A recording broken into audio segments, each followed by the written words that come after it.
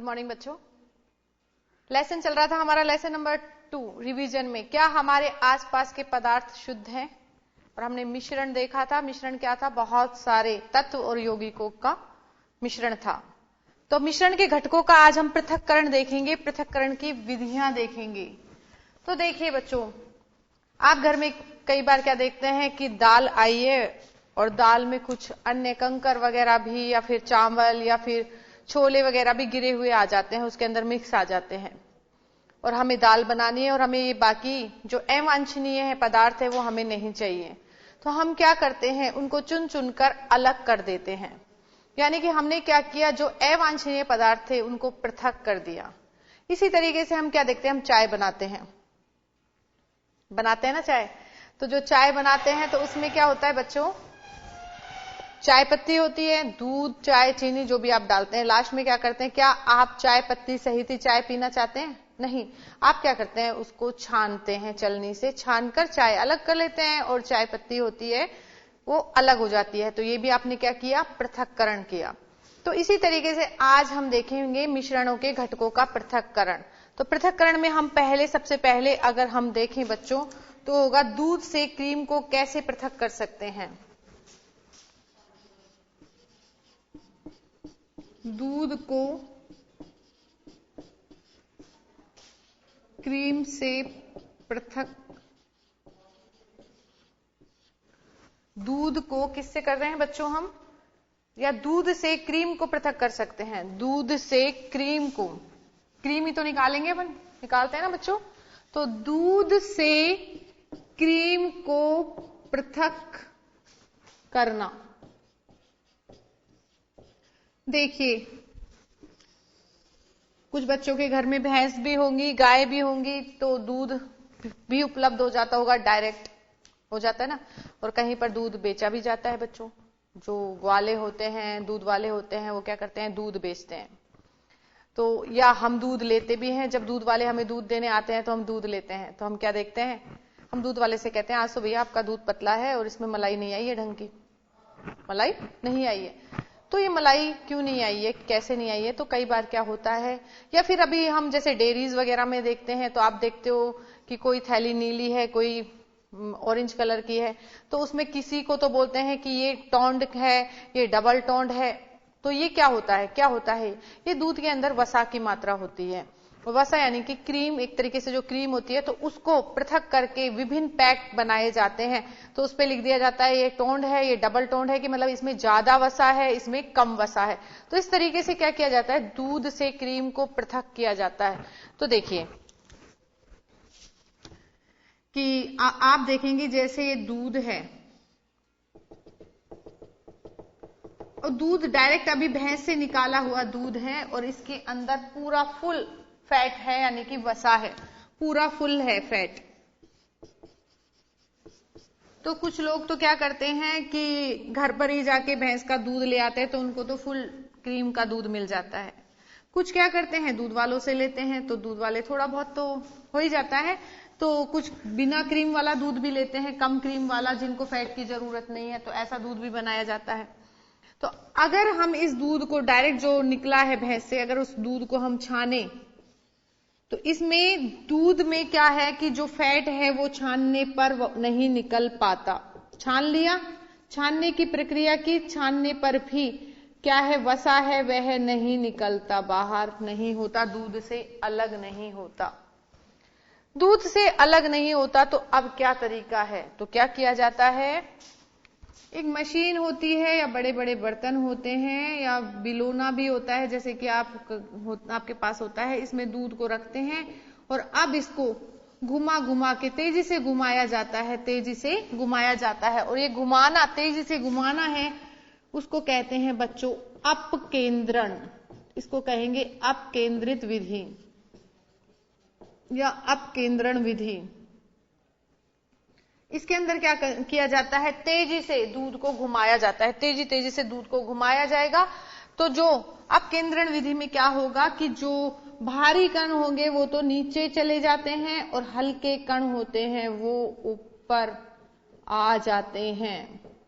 आप घर में भी देखते होंगे कि बिलोना होता है और हम क्या बनाते हैं, दही जमाते हैं, दही से हमें छाछ बनानी है, लस्सी बनानी है और मक्खन अलग करना है। तो बिलोते हैं, आपकी मम्मी बिलोती होंगी, जोर जोर से उसको रई से बिलोने से हिलाती हैं, जोर जोर से हिलाती हैं, तो दूध इस तरीके से जोर जोर से घूमता रहता है। तो किस तरीके से, ऐसे गोल गोल गोल गोल घूमेगा, अपकेंद्रित होगा वो। जब अपकेंद्रित होगा ना, तो जो भारी हिस्सा है ना उसका, किसका, जो हमने दही से छाछ बना रहे हैं, वो तो नीचे रह जाएगा, और हल्का जो क्रीम होती है, जो हल्की होती है, मक्खन हल्का होता है, वो ऊपर आ जाता है।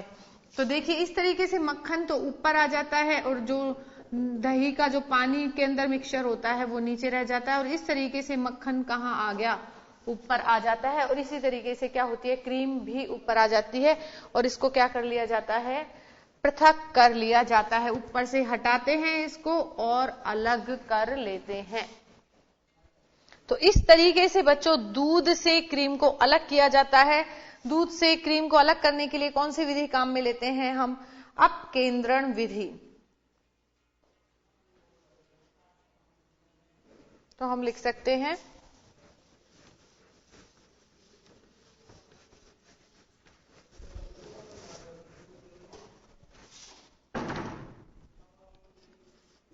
कुछ पदार्थ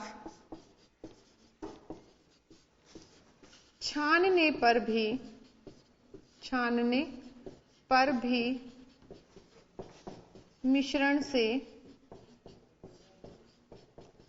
अलग नहीं होते।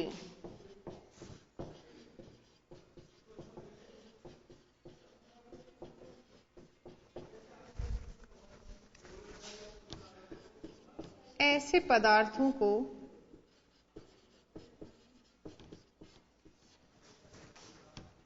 अपकेंद्रण विधि द्वारा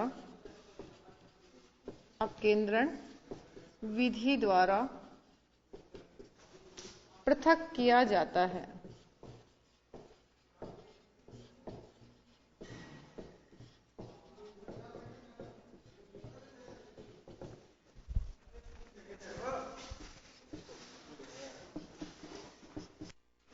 अपकेंद्रण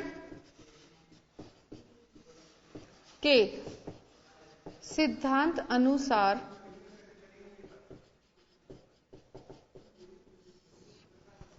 मिश्रण को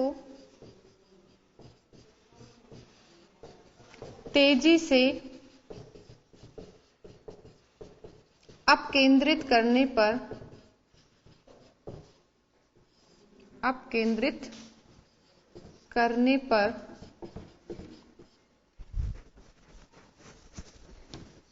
भारी पदार्थ नीचे रह जाते हैं तथा हल्के पदार्थ ऊपर आ जाते हैं।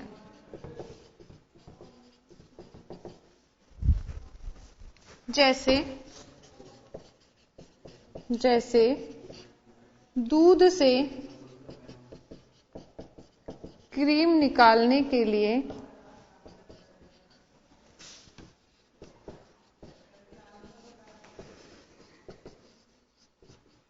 अपकेंद्रण करने पर क्रीम हल्की होने के कारण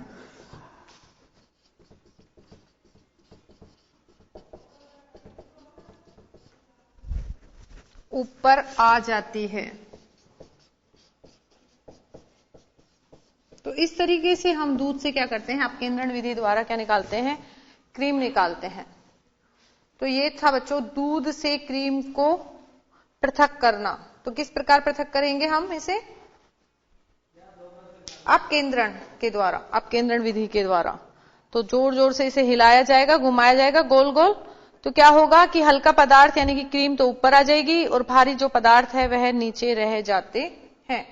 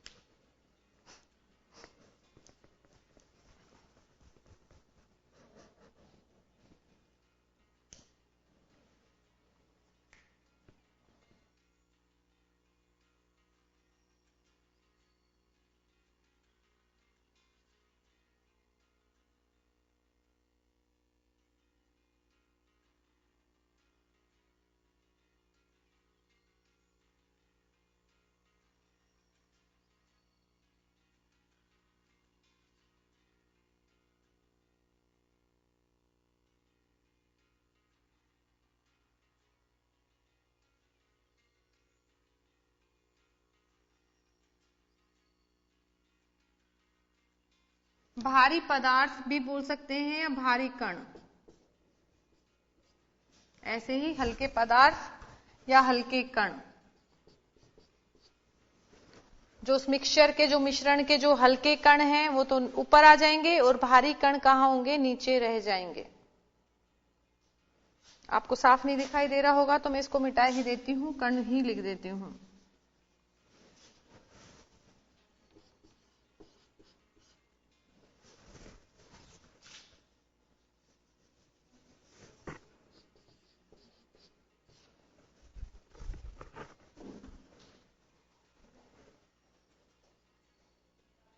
तो ये था बच्चों दूध से क्रीम को पृथक करना। ये तो आप करते ही हैं, घर पे आपकी मम्मी करती हैं तो आप देखते ही होंगे। तो ये तो बहुत इजी था कि मिश्रण के घटकों को पृथक करना है। तो हम पहले कर रहे हैं दूध से क्रीम को पृथक करना।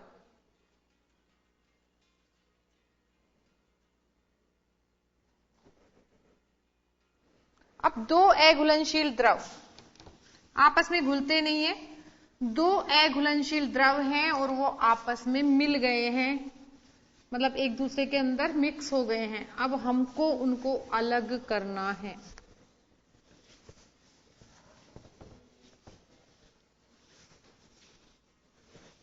तो नेक्स्ट टॉपिक है हमारा दो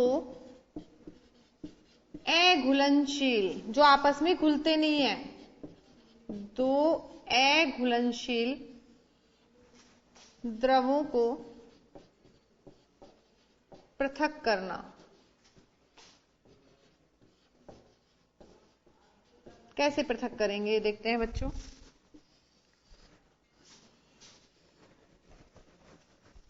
जैसे हम बता रहे हैं कि जैसे मिट्टी, तेल और जल आपस में मिक्स हो गए हैं, एक दूसरे में मिल गए हैं। तो देखिए कि हमें पृथक करना है मिट्टी, तेल और जल को। एक पात्र है, इसमें क्या हुआ कि जल और मिट्टी, तेल, कैरोसिन ऑयल या सिंपल तेल भी ले सकते हैं हम, ये क्या हो गए हैं, मिक्स हो गए हैं और हमें इनको पृथक करना है। तो आप जनरली वैसे ही देखते होंगे, पानी का एक गिलास लेना, उसमें थोड़ा सा तेल डालना, और गिलास भी कैसा लेना, ट्रांसपेरेंट कांच का गिलास जिसमें आर पार देख सकें। तो उसमें क्या करना, तेल डालना थोड़ा सा, और फिर देखना कि आप क्या देखते हैं कि पानी के ऊपर तेल की परत आ जाती है। तेल तो कहां आ जाता है, ऊपर, और पानी कहां रहता है, नीचे। ये घनत्व के हिसाब से परत बनती है ऊपर और नीचे की, कौन सा द्रव का घनत्व ज्यादा है, किसका द्रव का घनत्व कम है, उस हिसाब से ऊपर और नीचे द्रव आ जाते हैं। तो मिट्टी का तेल या जो आप सरसों का तेल ही ले लीजिए, वो क्या होता है, पानी के ऊपर तैरने लग जाता है, उसकी अलग परत बन जाती है। लेकिन ये मिक्स हो गए हैं और अब हमें इन्हें अलग करना है। आप कैसे करते हैं कि तेल, सरसों का तेल में पानी आ गया या पानी में सरसों का तेल है, तो आप क्या करेंगे, चम्मच से हटाने की कोशिश करेंगे, लेकिन क्या होगा कि चम्मच से आप बिल्कुल सही तरीके से उसे पृथक नहीं कर सकते, पानी भी साथ में आएगा। तो अब क्या करें, तो इसके लिए हम पृथक्करण कर रहे हैं। तो इसके लिए एक कीप आती है, पृथककारी कीप।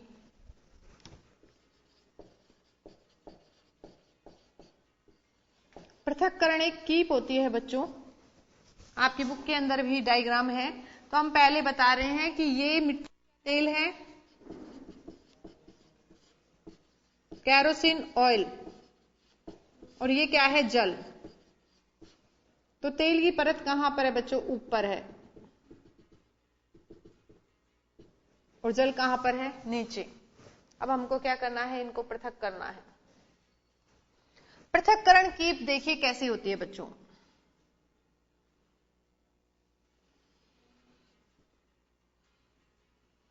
इस तरीके से पृथक्करण कीप होती है और इसमें नीचे की तरफ घूमी हुई होती है, और यहां पर एक टोंटी या स्टॉपर लगा होता है जो इसको स्टॉप, खोलने और बंद करने के काम आता है। तो ये है पृथक्करण कीप।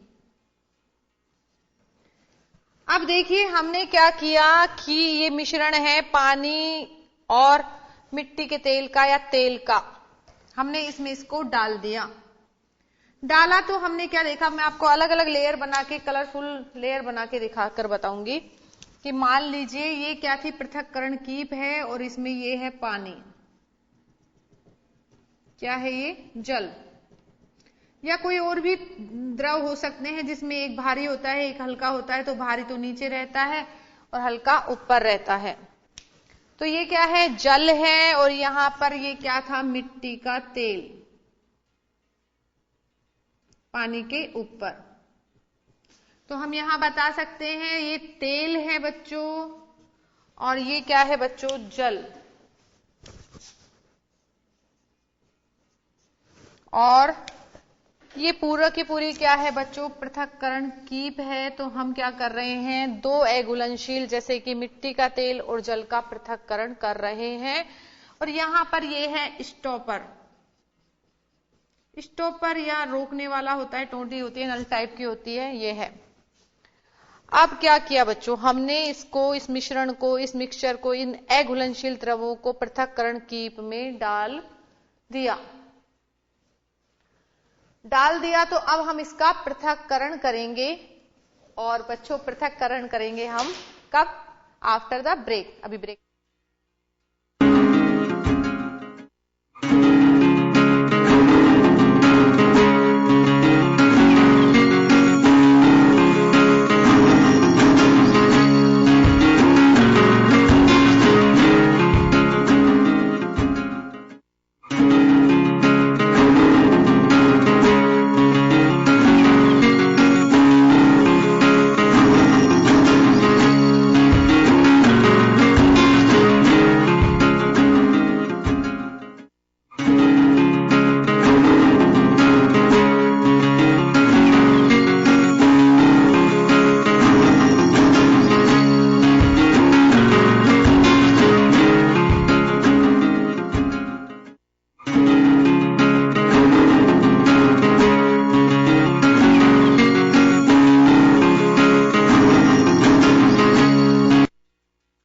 स्वागत है बच्चों आपका।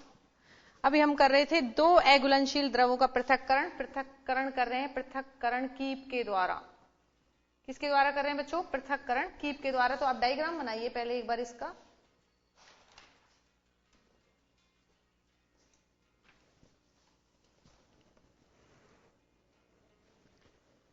तो यहां हमने पृथक्करण कीप ली, इसमें तेल और जल का मिक्सचर था, इसको जोर जोर से हिला के हमने पहले मिक्स कर दिया, आपस में बिल्कुल मिक्स हो गया।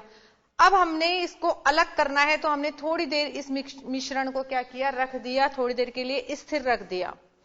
थोड़ी देर बाद हम क्या देखते हैं कि तेल तो ऊपर आ जाता है स्थिर रहने पर, और जल नीचे आ जाता है। अब हमें इनको अलग करना है। हमने यहां पर स्टॉप कॉर्क बोल सकते हैं या इसे स्टॉपर भी बोल सकते हैं। तो हम इसको स्टॉप कॉर्क लिख देते हैं। जैसा कि देखिए अब क्या हुआ, हमने इस स्टॉप कॉर्क को खोला। जैसे आप पानी का उसकी टैप खोलते हैं ना, उसी तरीके से हमने इसको खोला। और हमने क्या किया? खोलने पर हमने एक बर्तन नीचे लगा दिया, जिसमें हमको क्या करना है? तेल और पानी को अलग करना है। जब हम इसे खोलते हैं तो खोलने पर पानी नीचे आता है, पानी उस बर्तन के अंदर आता है। जैसे ही यहां तक, ये वाला हिस्सा यहां तक आया, जैसे ही नीला शुरू होने वाला होता है तो हम इसको हटा देते हैं और इसको स्टॉप कॉर्क से बंद कर देते हैं। तो अब पृथक्करण कीप में तो क्या रह जाता है? मिट्टी का तेल, और पानी कहां आ जाता है? नीचे बर्तन में आ जाता है। तो इस तरीके से हम तेल को और जल को अलग कर सकते हैं। तो ये है बच्चों दो अघुलनशील द्रवों को पृथक करना। और किससे कर रहे हैं हम? पृथक्करण कीप के द्वारा।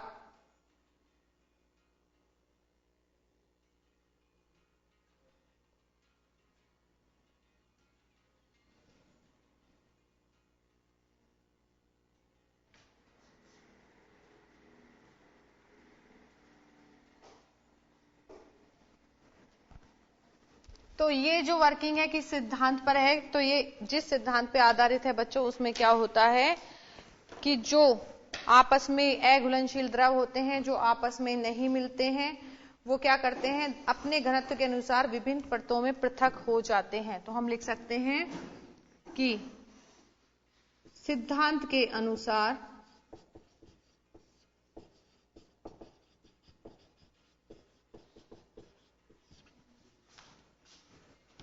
दो या दो से ज्यादा भी हो सकते हैं, तो हम लिख सकते हैं अघुलनशील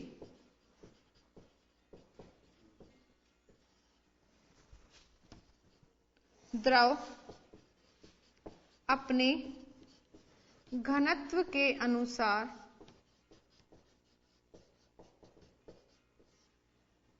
लेयर्स या परत, तो हम कह सकते हैं कि घनत्व के अनुसार परतों में पृथक हो जाते हैं।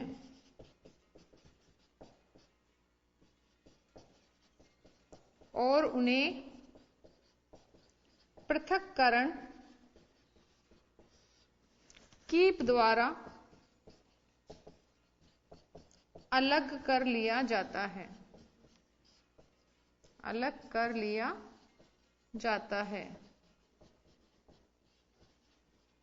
तो ये था दो अघुलनशील द्रवों का पृथक्करण या उनको पृथक करना।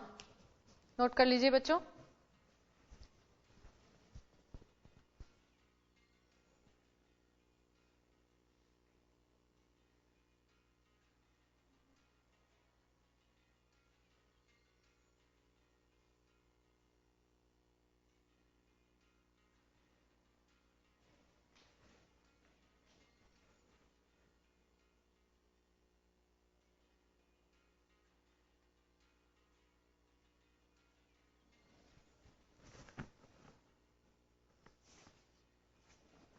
तो अब हमने ये देखा दो अघुलनशील द्रवों का पृथक करना। नेक्स्ट बच्चों, जो काली स्याही होती है उसमें डाई होता है बच्चों। क्या डाई में एक ही रंग होता है या बहुत सारे रंग होते हैं? इसको चेक करते हैं हम, इनको पृथक करते हैं। रंगों को कैसे पृथक करेंगे? हम लिख सकते हैं, क्या काली स्याही में डाई एक ही रंग है? एक ही रंग है या रंगों का मिश्रण है? ये हम देखते हैं बच्चों।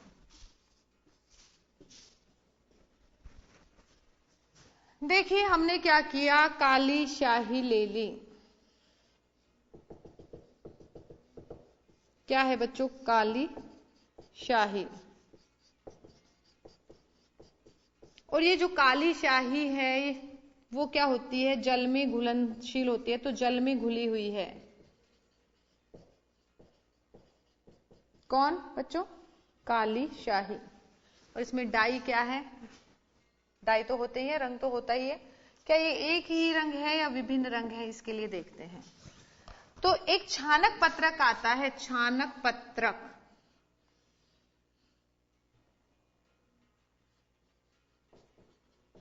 छानक पत्र बोल देते हैं या पत्रक होता है, और इसे बोलते हैं क्रोमेटोग्राफी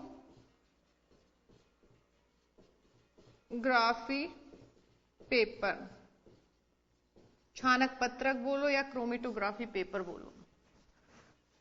इसमें क्या है? इसमें यह क्षमता होती है बच्चों कि इसमें द्रव ऊपर चढ़ता है और उसकी स्पीड के हिसाब से अलग अलग परतों में विभक्त हो जाता है। तो अब हमने क्या किया, ये काली स्याही ली और हम इसमें देखना चाहते हैं कि क्या काली स्याही में एक ही रंग है या बहुत सारे रंग है। तो हमने छानक पत्रक को इसमें डुबो दिया। बहुत सारे रंग मिलकर काले रंग बनाते हैं ना, तो हमने इसको क्या किया, काली स्याही में डुबो दिया। अब देखिए, जैसे ही हम छानक पत्रक को काली स्याही में डुबोते हैं तो पानी ऊपर चढ़ता है, जल ऊपर चढ़ता है। जब जल ऊपर चढ़ता है तो रंग जल के अंदर घुले हुए हैं वो भी ऊपर चढ़ेंगे। तो देखिए जो रंग ज्यादा घुलनशील है छानक इसमें किसमें, जल के अंदर, जल के अंदर जो ज्यादा घुलनशील है तो जल फटाफट फटाफट चढ़ता है, तो जो ज्यादा घुलनशील है तो वो क्या होगा, पहले चढ़ जाएगा। पहले चढ़ जाएगा तो क्या होगा, ये चढ़ गया। और इस तरीके से विभिन्न परतें, रंगों की विभिन्न परतें छानक पत्रक पे आ जाती हैं। डिफरेंट कलर्स, हम ये नहीं बता सकते कि ये ज्यादा घुलनशील है या ये, लेकिन हम इनको कलर से बता रहे हैं कि डिफरेंट कलर्स क्या होते हैं, पानी के साथ जो घुलनशील है वो ऊपर चढ़ते हैं और क्या होता है, विभिन्न परतें रंग की बन जाती हैं, क्योंकि अलग अलग स्पीड से जल के अंदर रंग क्या होते हैं, घुले होते हैं। जो जल्दी घुलता है वो फटाफट से ऊपर चढ़ जाता है। तो इस तरीके से छानक पत्रक पर विभिन्न कलर की परतें आ जाती हैं। छानक पत्रक क्रोमेटोग्राफी पेपर्स पर विभिन्न रंगों की परतें आ जाती हैं। तो इस प्रकार हम देख सकते हैं कि बच्चों जो काली स्याही है उसमें जो डाई होता है वो एक ही रंग नहीं होता, बल्कि क्या होता है, रंगों का मिश्रण होता है। तो इस तरीके से हम बता सकते हैं कि डाई में एक ही रंग नहीं होता,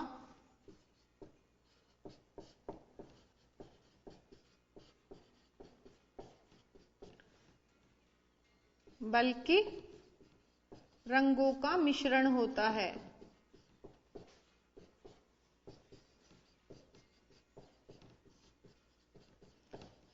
और वो हमने किससे देखा बच्चों, ये क्रोमेटोग्राफी पेपर से देखा। और ये जो ये प्रक्रिया है इसे कहते हैं हम क्रोमेटोग्राफी। इस तरीके से विभिन्न रंगों को या विभिन्न पदार्थों को, जो इस तरीके से चढ़ेंगे पदार्थ, जिनकी स्पीड जल्दी होगी वो ऊपर चढ़ जाते हैं, धीरे धीरे फिर नीचे आते जाते हैं, तो बहुत सारी लेयर्स बन जाती है। और जब हमें इनको पृथक करना होता है तो हम इनकी कटिंग कर करके एक एक, जैसे हमने इस ब्लैक वाले को पृथक किया तो इसको काट के ऊपर से अलग कर लिया, फिर ग्रीन वाले को अलग कर लिया, रेड वाले को अलग कर लिया, ब्लू को अलग। तो हम इस तरीके से विभिन्न जो कलर्स हैं उनको भी पृथक कर सकते हैं, या विभिन्न मिश्रण में जो पदार्थ हैं उनको भी अलग कर सकते हैं। तो ये विधि कहलाती है क्रोमेटोग्राफी। चूंकि ये पेपर पर हुई है तो इसे पेपर क्रोमेटोग्राफी बोलते हैं। अगर इसके लिए कॉलम बनाए जाते हैं तो कॉलम क्रोमेटोग्राफी कहलाती है। तो ये होती है बच्चों क्रोमेटोग्राफी, जिससे हम काली स्याही में डाई के रंग बता सकते हैं कि डाई एक रंगों का मिश्रण है, एक रंग नहीं है, बल्कि रंगों का क्या है, मिश्रण।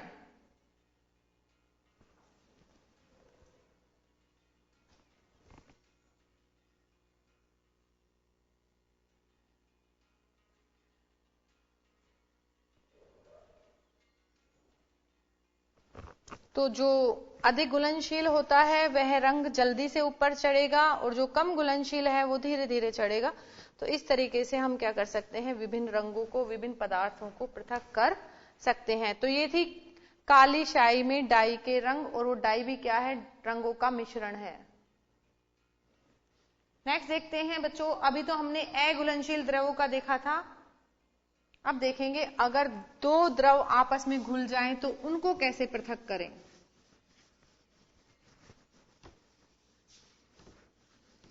इसकी पूरी थ्योरी डिटेल आप बुक में देख सकते हैं, मैंने आपको समझा दिया है, और जो लिखा है उतना काफी है, तो इतना भी आप लिख सकते हैं आपके आंसर में। तो अभी तो हमने दो अघुलनशील द्रवों का किया था, यहां हम देखेंगे दो घुलनशील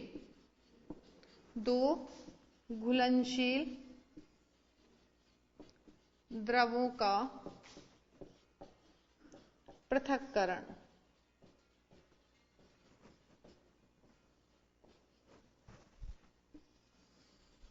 इसे समझाने से पहले मैं आपको एक बात बताना चाहती हूं। पहले तो हम ये बता देते हैं दो घुलनशील, जैसे अगर आप देखें अल्कोहल और पानी आपस में मिक्स हो जाते हैं, आपस में घुलनशील हैं, उनको हम अलग नहीं कर सकते कि पानी और क्या अल्कोहल घुल गया तो उसे अलग नहीं कर सकते। इसी तरीके से स्पिरिट में क्या होता है, एसीटोन, तो पानी और एसीटोन भी मिक्स हो जाता है तो उसे हम अलग नहीं कर सकते।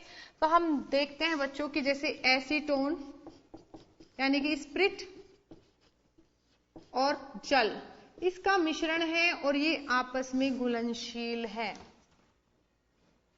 ये आपस में क्या है? घुलनशील है। अभी आपस में घुल मिल गए हैं। अगर ये घुलते नहीं तब तो हम पृथक्करण कीप से अलग कर सकते थे, लेकिन यहां पर ये घुल गए हैं, तो अब हम इनको अलग कैसे करें? तो एसीटोन और जल, देखिए बच्चों, एक होता है क्वथन, किसी भी पदार्थ को गर्म करो, गर्म करने पर वो उबलता है, उबलना, और इस उबलने को ही हम क्या कहते हैं? क्वथन। क्या कहेंगे बच्चों? क्वथन। और जिस ताप पर उबलेगा कोई भी द्रव, जिस ताप पर कोई भी द्रव उबलता है, वह होता है उसका क्वथन का अंक। क्वथन यानी उबलना, और जिस ताप यानी कि ताप का अंक, जिस ताप पर ये उबलता है उसे कहते हैं क्वथन प्लस अंक, और इसको मिलाकर हम लिख सकते हैं क्वथनांक। क्वथनांक यानी कि जिस टेम्परेचर पर कोई पदार्थ उबलता है। तो जिस टेम्परेचर कोई भी द्रव उबलता है वह कहलाता है क्वथनांक। तो यहां पर हमें दो घुलनशील द्रवों को पृथक करना है। तो पृथक करना है तो हम देखते हैं कि इन द्रवों के क्वथनांकों में अंतर होना चाहिए। तो इनके क्वथनांकों में काफी अंतर होता है।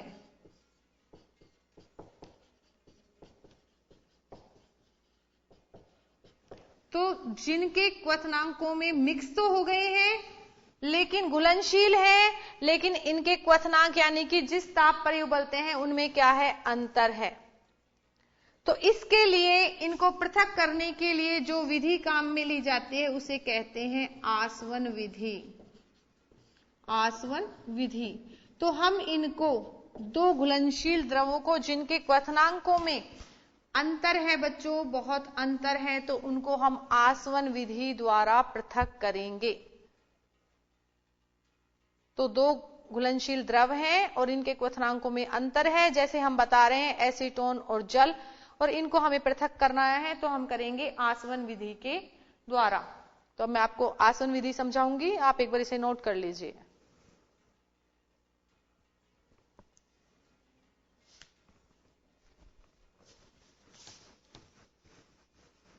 तो हम आसवन विधि के द्वारा इन द्रवों को पृथक करेंगे। तो हमने एक आसवन फ्लास्क लिया बच्चों, गोल पैंदे का फ्लास्क होता है, गोल पैंदे का ये फ्लास्क है, इसे बोलते हैं हम आसवन फ्लास्क। और यहां से निकास नली निकली हुई होती है बच्चों।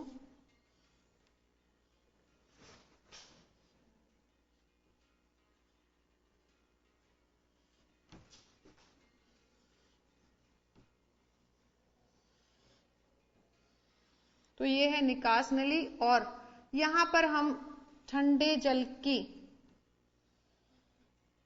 निवेश करवाते हैं, ठंडा जल यहां से प्रवाहित करते हैं, ठंडा जल।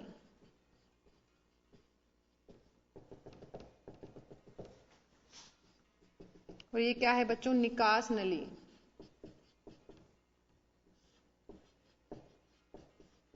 ऊपर इसमें आसवन फ्लास्क में कॉर्क लगा होता है, कॉर्क है बच्चों ये। और ये क्या है बच्चों? आसवन फ्लास्क। आसवन फ्लास्क। इसे हम चलनी पे रख के और नीचे से हम इसे गर्म करेंगे। तो गर्म करने के लिए ये है बच्चों बर्नर। तो ये है बर्नर गर्म करने के लिए। ये आसवन फ्लास्क है, हमने इसको क्या किया है? स्टैंड पर सभी को इसको क्या कर दिया है? फिक्स कर दिया है।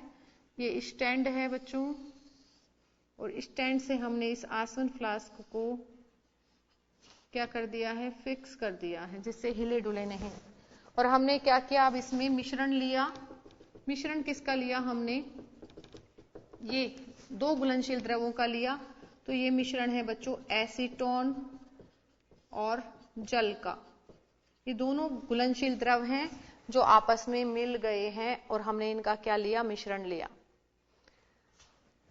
हमने इस नली को आगे एक पात्र में खोल दिया।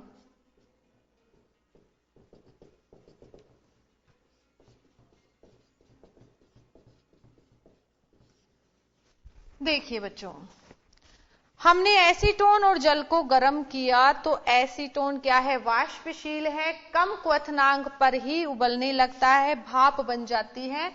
तो एसीटोन भाप बनके ऊपर उठता है। जब भाप बनके ऊपर उठता है तो ये भाप जाती है इस निकास नली में, और इस निकास नली में जब भाप जाती है तो यहाँ पर क्या है, ठंडा जल है। तो इस भाप ठंडी होती है, संघनित होती है, संघनित होकर द्रव का रूप लेके यहाँ पर हम एसीटोन को पृथक कर लेते हैं। और जल उबल नहीं पाता, जल के लिए कम टेम्परेचर होता है तो जल नहीं उबल पाता, एसीटोन पहले उबल के चला जाता है। तो इस तरीके से आसवन फ्लास्क में रह जाता है जल और एसीटोन अलग हो जाता है। तो यह विधि थी आपकी आसवन विधि, जिससे क्या किया बच्चों, दो द्रवों को, घुलनशील द्रवों को पृथक किया जिनका क्वथनांक में बहुत अंतर होता है।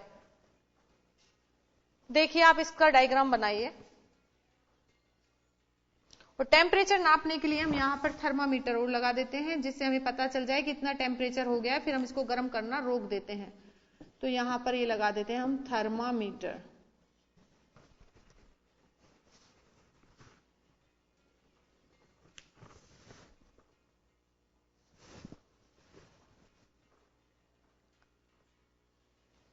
तो ये आसवन विधि से आपने दो घुलनशील द्रवों को पृथक किया जिनका जो क्वथनांक है उसमें बहुत ज्यादा अंतर था। नेक्स्ट, जिनके टेम्परेचर में यानी क्वथनांक में बहुत कम अंतर होता है, 25 डिग्री से भी कम होता है, उनको भी पृथक करेंगे हम, उनको नेक्स्ट टर्न पे पृथक करेंगे। तब तक के लिए थैंक यू बच्चों।